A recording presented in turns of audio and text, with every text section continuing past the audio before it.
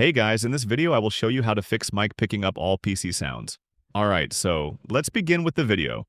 First, head over to search and type in sound settings, then click on it. Once the settings window opens, scroll down and select more sound settings. Make sure you're on the playback tab, then find your speakers in the list.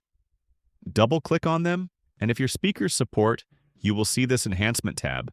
Go there and make sure this disable all enhancement is checked. After that, click OK to save the changes.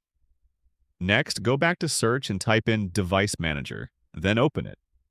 Once inside, expand Sound, Video and Game Controllers. Locate your speakers or headset, right-click on it, and choose Update Driver. Select Search automatically for drivers to make sure you have the best and most up-to-date drivers installed. If your headphones or speakers come with their own software, like a gaming headset application, open that software and check the settings to ensure the firmware is fully up to date. For the final step, head over to Search again and type in Troubleshoot Settings, then click on it. Once you're there, select Other Troubleshooters and find the Audio Troubleshooter. Click Run and wait for it to load. When it asks for permission to run automatic diagnostics, click Yes and follow all the on-screen steps. After completing all the steps shown, restart your computer.